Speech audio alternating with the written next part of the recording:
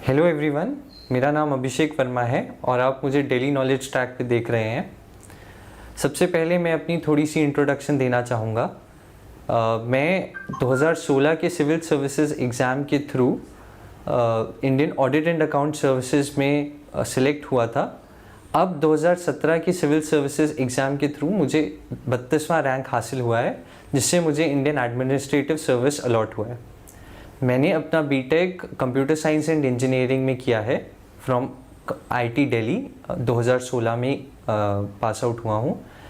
अब मैं आपको इस service Indian audit and account service के बारे में विस्तार में बताऊंगा, इसकी ट्रेनिंग के बारे में, इसके कंटेंट के बारे में और इस सर्विस में बेसिकली क्या है और कैसे इसमें आप क्या एक्सपेक्ट कर सकते हैं इस सर्विस में आने के बाद। सबसे पहले शुरू करते हैं कि Indian audit and account services क्या काम करती है। तो Indian audit and account services, जैसे कि आप इसके नाम से देख सकते हैं, ऑडिट और अकाउंट्स का काम करती है। बेसिकली सबसे पहले अकाउंट्स की बात करें तो ये सेंट्रल गवर्नमेंट के अकाउंट्स को वैलिडेट करती है, सर्टिफाई करती है और स्टेट गवर्नमेंट्स के अकाउंट को कंपाइल एवं सर्टिफाई करती है। दूसरी चीज़ ये ऑडिट्स करती है। आपको पता होगा कि गवर्नमेंट वेरियस स्कीम्स चलाती है और वेरियस प्रोग्राम्स चलाती है।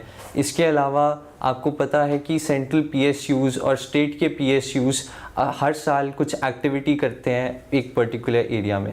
तो उनकी पूरी परफॉर्मेंस की, उनकी पूरी स्कीम्स की, उनकी फाइनेंशियल और कंप्लायंस और परफॉर्मेंस ऑडिट का काम Indian audit and account services करती है। बेसिकली फाइनेंशियल ऑडिट में हम देखते हैं कि उन्होंने जो अपनी फाइनेंशियल इंफॉर्मेशन प्रेजेंट की है, डेटा प्रेजेंट किया है, वो कितनी हद तक उन्होंने करेक्टली प्रेजेंट किया है, कितना फेयर और ट्रू व्यू वो प्रेजेंट करता है। कंप्लायंस ऑडिट में हम देखते हैं कि कितना वो रूल्स को फॉलो करते हुए अपना काम का निर्वहन करते हैं। और तीसरा हम देखते हैं कि परफॉर्मेंस ऑडिट में उन्होंने जो स्कीम लाई, जो ऑब्जेक्टिव से वो स्कीम लाई, वो कितनी हद तक वो ऑब्जेक्टिव वो क्वालिफाई कर पाए। तो ये एक ब्रीफ ओवरव्यू है कि Indian audit and account services actual में देश में करता क्या है। अब हम चलते हैं कि इसकी ट्रेनिंग के बारे में थोड़ा डिस्कस करते हैं। मैंने Indian audit and account services की ट्रेनिंग 11 दिसंबर 2017 को ज्वाइन की थी। इसकी training national academy of audit and accounts Shimla में होती है। सबसे पहले 11 दिसंबर से लेके अगले 11 दिसंबर तक एक साल ऑलमोस्ट इसको फ़ेज़ 1 कहते हैं ट्रेनिंग के पार्ट को। इस फ़ेज़ 1 के दौरान बेसिकली एकेडमिक्स पे फोकस होता है, जिसमें हमारी रेगुलरली क्लासेस लगती हैं एकेडमी में। इसके अलावा वेरियस अटैचमेंट्स और एक्स्ट्रा करिकुलर एक्टिविटीज़ और स्पोर्ट्स होता है। तो बेसिकली पूरा साल 2 भागों में डिवाइडेड होता है, जिसको हम सेमेस्टर 1 और सेमेस्टर 2 कह सकते हैं। सेमेस्टर 1 6 महीने का होता है, जिसमें हम बेसिकली कमर्शियल ऑडिट के बेसिक्स और पब्लिक सेक्टर ऑडिटिंग के बेसिक्स पढ़ते हैं। और सेकेंड सेमेस्टर में हम स्पेसिफिक एरियाज़ में जाते हैं कि सेंट्रल पीएसयूज़ का ऑडिट करना हो, या फिर अगर गवर्नमेंट ऑटोनॉमस बॉडीज़ का या गवर्नमेंट सेक्टर का ऑडिट करना हो तो उसे कैसे करना है। जनरल शेड्यूल हमारा ये रहता है कि वीकडेज़ पे हमारी क्लासेस 9:30 से 5:30 तक होती है, जिसमें कि पूरा दिन चार सेशंस में डिवाइडेड होता है और बीच में कुछ ब्रेक्स फॉर लंच और टी रहते हैं। जनरली 4 क्लासेस होती है और क्लासेस काफ़ी डाइवर्स होती है।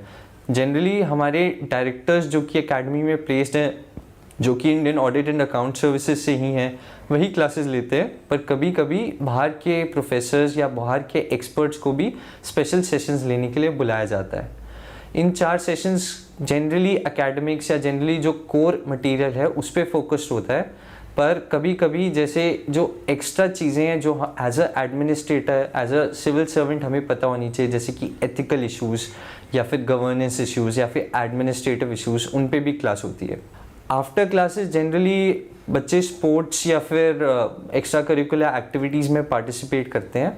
सैटरडेज जनरली हमारे ट्रैक के लिए, शॉर्ट ट्रैक्स के लिए रहते हैं, जैसे कि हमने पूरे शिमला में काफ़ी ट्रैक्स किए हैं, जैसे तारा देवी, श्योक, शाली। लॉन्ग ट्रैक होता है जनरली हिमालयाज़ में होता है, हिमाचल में। शॉर्ट ट्रैक्स के अलावा हम काफ़ी स्पोर्ट्स एक्टिविटीज़ में पार्टिसिपेट करते हैं। हमारे जो एकेडमी है वहाँ पे एक फुल फ्लेज्ड टेनिस कोर्ट है और इसके अलावा एक full fledged gym, squash courts और टेबल टेनिस का कोर्ट और पूल और अदर फैसिलिटीज़ भी खेलने के लिए अवेलेबल हैं। इसके अलावा एक्स्ट्रा करिकुलर एक्टिविटीज़ में हम कल्चरल एक्टिविटीज़ में पार्टिसिपेट करते हैं, जिसमें कि हम डांस, म्यूज़िक और ड्रामा में पार्टिसिपेट कर सकते हैं। इसके अलावा दूसरा है कि सोशल एक्टिविटीज़ में अगर आपका रुझान है तो उसके लिए भी आपको एकेडमी पूरा स्कोप देती है। हमारे यहाँ हम हमारे ऑफिसर ट्रेनिंग्स के थ्रू एक क्रैच चलाया जाता है, जिसमें कि कंस्ट्रक्शन वर्कर्स के बच्चों को आधा दिन रखा जाता है और उनकी पढ़ाई का, उनके खान पान का ओटीज़ के द्वारा, ऑफिसर ट्रेनिंग्स के द्वारा ध्यान रखा जाता है। इसके अलावा जैसे कि हम क्लीनलीनेस ड्राइव्स या फिर अवेयरनेस ड्राइव्स पे जाते हैं ताकि एक एडमिनिस्ट्रेटर की क्वालिटीज़ हमारे अंदर आए। तो ये बेसिकली जनरली हमारा ओवरऑल शेड्यूल रहता है जबकि हम एकेडमी में। जब हम एकेडमी में नहीं होते तब हमारी अटैचमेंट्स लगती हैं। अटैचमेंट्स जनरली हमारी कोर्स रिलेटेड रखती है। जैसे कि पहली अटैचमेंट हमारी आरबीआई और सेबी में लगी थी मुंबई में, जिसमें कि हमें थोड़ा मॉनेटरी इश्यूज़ पे एनलाइटन किया गया था। दूसरी हमारी attachment NIPFP national institute of public finance and policy Delhi में लगी थी, जिसमें कि हमें गवर्नमेंट पॉलिसी मेकिंग और फाइनेंशियल इश्यूज़, गवर्नमेंट फंडिंग के बारे में बताया गया था। इसके अलावा हमारी अटैचमेंट्स हमारी प्रोफेशन स्पेसिफिक एरिया जैसे कि फॉरेस्ट अटैचमेंट धर्मशाला में, ट्रेजरी अटैचमेंट पालमपुर में, और ये सब attachments PWD office attachments Kullu Manali में लगी थी, जिसमें हमने अपने कोर्स को कैसे हम प्रैक्टिकली अप्लाई करते हैं फील्ड में वो भी देखा, और इसी के साथ साथ हम उस जगह से भी अवगत हुए जहाँ वो अटैचमेंट थी।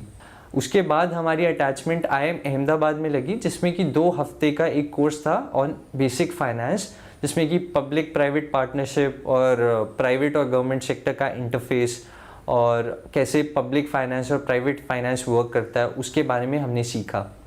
तो जैसे कि आप देख सकते हैं फेज़ 1 में काफ़ी अटैचमेंट्स होती रहती हैं, जिससे कि आपको अलग अलग एरियाज़ के बारे में सिखाया जाता है जो कि आपके प्रोफेशन के स्पेसिफिक है। इसके बाद फेज़ 1 के बाद एक महीने का भारत दर्शन होता है, जिसमें कि हम देश के अलग विभिन्न भागों में जाते हैं। नॉट ओनली हम ये देखते हैं कि सुंदरता और हिस्टोरिकल, एथिकल वैल्यू और कल्चरल एनवायरनमेंट वैल्यू क्या है हमारे देश के धरोहर की, बल्कि हम ये भी देखते हैं कि देश के लोगों की, देश की असली स्थिति क्या है। इसके बाद भारत दर्शन के आने के बाद हमारे 8 महीने का on the job training OJT शुरू होता है, जो कि दिसंबर से लेके अगस्त तक चलता है। इस OJT में 2 भाग में ये डिवाइडेड है, 4-4 महीने का। 4 महीने हम अकाउंट ऑफिसेज में रहते हैं और 4 महीने हम ऑडिट ऑफिसेज में रहते हैं। इसमें हम बेसिकली उस ऑफिस से अटैच होकर उसकी एक्टिविटीज़ को बहुत क्लोजली मॉनिटर करते हैं और उसमें अपना कंट्रीब्यूशन भी देते हैं और उससे सीख भी लेते हैं, लर्निंग्स भी लेते हैं, और वीकली हमें रिपोर्ट्स देनी पड़ती हैं। इसके अलावा 4 महीने का पहला जब अकाउंट का part on the job training ख़त्म होता है तो हम वापस एकेडमी आते हैं 2 हफ्ते के लिए, और फिर हम बताते हैं कि हमने क्या सीखा उस अकाउंट्स के OJT में। उसके बाद वैसे ही जब हम 4 महीने का ऑडिट का अपना अटैचमेंट करते हैं ऑन द जॉब ट्रेनिंग, फिर हम वापस आके एकेडमी बताते हैं कि हमने क्या सीखा। इसी के साथ जब हम फेज़ 2 में वापस आते हैं तो हमारे से 1 साल जूनियर बैच है उसके साथ भी हमारा इंटरेक्शन होता है। तो ये काफ़ी हेल्पफुल रहता है कि हम सीखते हैं और सिखाते भी हैं। उसके बाद जब ये सब 8 महीने का ऑन द जॉब ट्रेनिंग ख़त्म होता है तो एक फाइनल 1 महीने का हमारा कोर्स वापस से एकेडमी में लगता है, जिसमें कि हम अपनी पूरी लर्निंग्स को सॉलिडिफाई करते हैं और प्रेजेंट करते हैं, और इसके साथ ही हमारा 1 हफ्ते का अटैचमेंट होता है। जैसे कि अगले साल इंटरनेशनल अटैचमेंट जो 1 हफ्ते का है वो UN में होने वाला है, जिसके लिए हम न्यूयॉर्क जाएंगे 1 हफ्ते के लिए। ये मैंने आपको पूरा ओवरऑल ओवरव्यू दिया है अपने ऑडिट एंड अकाउंट्स सर्विसेज की ट्रेनिंग के बारे में। इसके अलावा मतलब हम काफ़ी कुछ सीखते हैं। जैसे अगर हमारे यहाँ एक अभिव्यक्ति प्रोग्राम है जिसमें कि हम फोटोग्राफी कंपटीशन करने वाले हैं, जिसमें हमने अपने पूरे ऑडिट एंड अकाउंट सर्विसेज के ऑफिसर्स से फ़ोटोग्राफ्स और जो उन्होंने अच्छी फ़ोटोग्राफ्स वेरियस एरियाज़ में खींचे वो मांगी है, और फिर उससे डिसाइड होगा कि किसकी पेंटिंग या किसकी फ़ोटो सबसे अच्छी सराही गई और सबसे उनको अवार्ड दिए जाते हैं। ये जो फोटोग्राफी का कंपटीशन है इसका प्रेजेंटेशन फिर हम शिमला के गेटी थिएटर में भी प्रेजेंट करते हैं, जो फिर कॉमन लोगों के लिए और टूरिस्ट के लिए ओपन किया जाता है। तो इस तरह से काफ़ी एक्टिविटीज़ रहती है और काफ़ी एक्साइटिंग और मिक्स्ड शेड्यूल रहता है हमारी एकेडमी की ट्रेनिंग का, और इससे हमें ग्रूम किया जाता है और ट्रेन किया जाता है कि आपको फील्ड में कैसे एक अच्छा सिविल सर्वेंट बनना है, कैसे एक अच्छा ऑडिट एंड अकाउंट सर्विसेज का ऑफिसर बनना है, और उसमें हमें मदद दी जाती है। अब मैं अपनी ऑडिट एंड अकाउंट सर्विसेज की ट्रेनिंग के थोड़े स्पेसिफिक्स में जाना चाहूँगा और बताना चाहूँगा कि हमारे सर्विस का क्या करियर प्रोग्रेशन रहता है। बेसिकली जैसे ही हम ट्रेनिंग ख़त्म करते हैं 2 साल की, हम एज अ DAG पोस्ट होते हैं, और एज अ DAG हम एटलीस्ट 2 साल पोस्ट होने के बाद हमारी फर्स्ट प्रमोशन हमें मिलती है। 4 साल training plus as 2 years DAG रहने के बाद जो हमें फर्स्ट प्रमोशन मिलती है, उससे हम बेसिकली एक हाई लेवल पे जाते हैं। उसके और 4 साल बाद फुल 8 years ऑफ सर्विस के बाद हम एज सीनियर DAG पोस्ट होते हैं। After 16 years of our service हम एज AG तैनात होते हैं various audit and accounts departments में, और उसके 25 साल ऑफ सर्विस के बाद हम एज प्रिंसिपल AG अपॉइंट होते हैं, और उसके 2 साल 25 प्लस 2 साल सर्विस के बाद हम HAG प्लस स्केल पे आते हैं, जिससे हम ADI लेवल पे पहुंचते हैं, और हाईएस्ट हमारा डेप्यूटी CAG लेवल है जो कि DI लेवल है।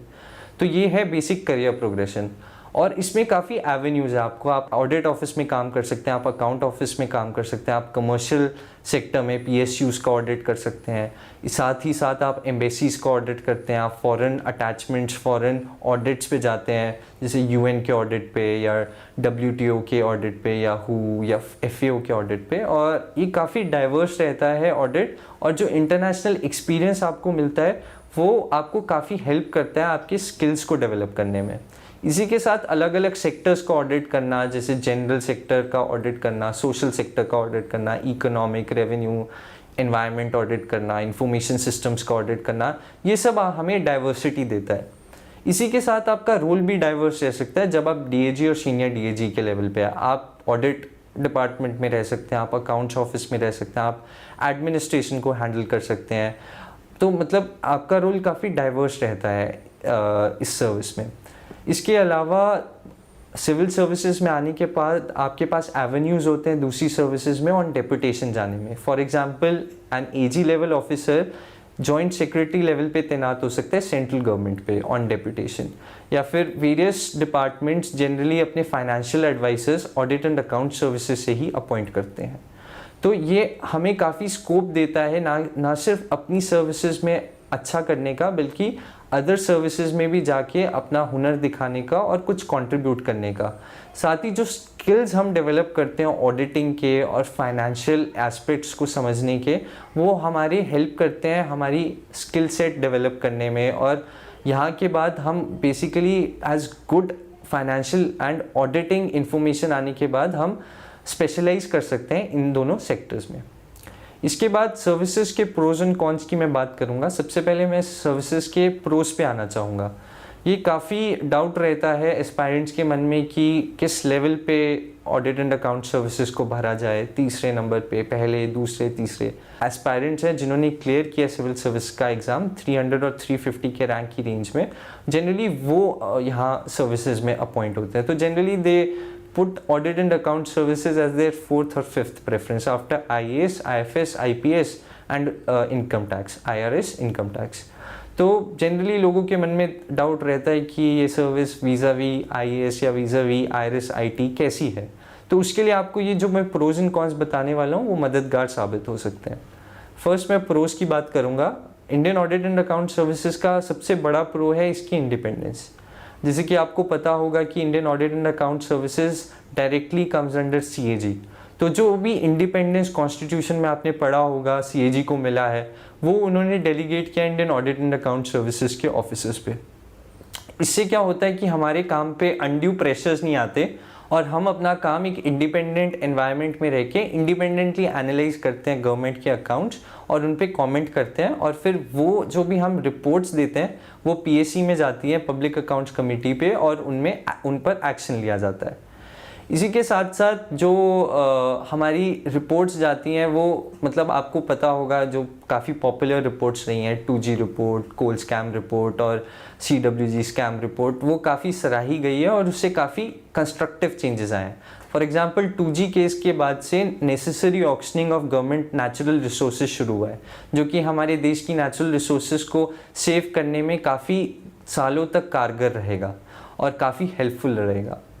तो सबसे पहले तो मैंने इंडिपेंडेंस की बात की। अगली बात मैं अपनी सर्विस की करना चाहूँगा कि जो कंटेंट आपको प्रोवाइड होता है, जो स्पेशलाइजेशन आप जो ऑडिटिंग और फाइनेंशियल सेक्टर और फाइनेंशियल सर्विसेज और एरियाज़ में डेवलप कर सकते हैं यहाँ सर्विस में आने के बाद, वो मतलब एक जनरलिस्ट व्यू से बहुत आप डेवलप नहीं कर सकते। अगर किसी सर्विस में बहुत जनरलिस्ट ओपिनियन है या मैनेजमेंट इन्वॉल्व है तो उससे बेटर है कि ये सर्विस आपको थोड़ा स्पेशलाइजेशन करने में मदद करता है और उसी के साथ आपको डाइवर्सिटी भी देता है कि आप अदर सर्विसेज में डेपुटेशन पे भी जा सकते हैं और इंटरनेशनल बॉडीज़ का ऑडिट भी कर सकते हैं। जब आप इंटरनेशनल बॉडीज़ का ऑडिट करते हैं तो उनके स्टैंडर्ड के हिसाब से करते हैं, जो कि आपको इंटरनेशनल स्टैंडर्ड्स को जानने में बहुत मदद करता है। इसके अलावा सर्विसेज के अदर फ़ायदे ये हैं कि मतलब पर्क्स अच्छे हैं इसमें सर्विस में रहने के। वर्क लाइफ बैलेंस काफ़ी अच्छा मेंटेन होता है, क्योंकि मतलब आप वर्क भी अच्छे से काम कर सकते हैं अपने ऑफिस में रह के और अपनी लाइफ को भी अच्छे से, पर्सनल लाइफ को भी अच्छे से रह सकते हैं। तो वर्क लाइफ बैलेंस काफ़ी अच्छे से मेंटेन होता है इस सर्विस से। इसके अलावा अब अगर मैं कॉन्स पे आऊँ सर्विस के, तो बेसिकली थोड़ा पब्लिक इंटरेक्शन कम है। जो आपका इंटरेक्शन है वो बेसिकली डिपार्टमेंट्स और सर्विसेज के ऑफिसर्स और हेड्स के साथ रहता है। जैसे कि एक सीनियर DAG लेवल का ऑफिसर डायरेक्टली एक डिपार्टमेंट के सेक्रेटरी से डिस्कशन करता है और रिपोर्ट्स को एनालाइज करता है। और मतलब थोड़ा लोअर लेवल पे जो आपको पब्लिक इंटरेक्शन और थोड़ा पब्लिक इमेज और पब्लिक अपीयरेंस है वो थोड़ा इस सर्विस में कम रहेगा। दूसरा जो इम्पैक्ट आपको फील होता है अपनी सर्विस का, एक बार आपने रिपोर्ट बना दी और एक बार पार्लियामेंट में प्रेजेंट हो गई, उसके बाद एडमिनिस्ट्रेटर्स और जो लोग एग्जीक्यूटिव जिनको एक्शन लेना उन रिपोर्ट पे, वो कितना एक्शन लेते हैं और कितना सही डायरेक्शन में एक्शन लेते हैं, वो एक इशू हमेशा रहता है। वो डिपेंड करता है कि PAC कितना एक्टिव है, और वो आपने रिपोर्ट बना दी, आपका काम वहाँ ख़त्म हो जाता है। पर जो आपका काम का इफ़ेक्ट है वो दिखने में या तो टाइम लग सकता है या कभी कभार ऐसा हो सकता है कि ज़्यादा इफ़ेक्ट आपको उस रिपोर्ट का ना दिखे, तो उसके फलस्वरूप आपको मे बी उतना सेटिस्फैक्शन अपने काम का ना है कि आप ग्राउंड लेवल पे देख नहीं सकते। बट वो रोल है Indian audit and account services का कि हमें पॉइंट आउट करनी है वेरियस फ्लॉज गवर्नमेंट स्कीम्स में और अगर कंप्लाई हुआ कि नहीं हुआ। और जब हमने अच्छे से एक ऑब्जेक्टिव तरीके से उसको रिपोर्ट कर दिया, वहाँ पे हमारा रोल ख़त्म हो जाता है। तो वो हमारी सर्विस की इनहेरेंट कंस्ट्रक्शन में वो एलिमेंट डला हुआ है कि हमारा काम रिपोर्ट बनाने के बाद ख़त्म हो जाएगा और PAC को सपोर्ट करने तक हमारा काम सीमित है।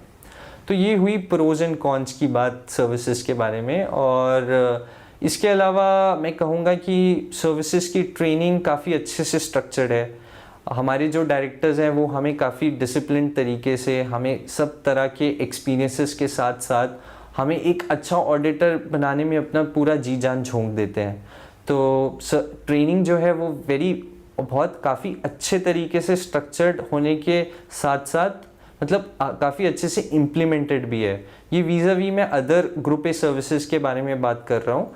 और जितना आप सर्विसेज में ट्रेनिंग के दौरान सीख पाएंगे, उतना अच्छे से आप अपने सर्विस करियर के दौरान उसे इम्प्लीमेंट कर पाएंगे।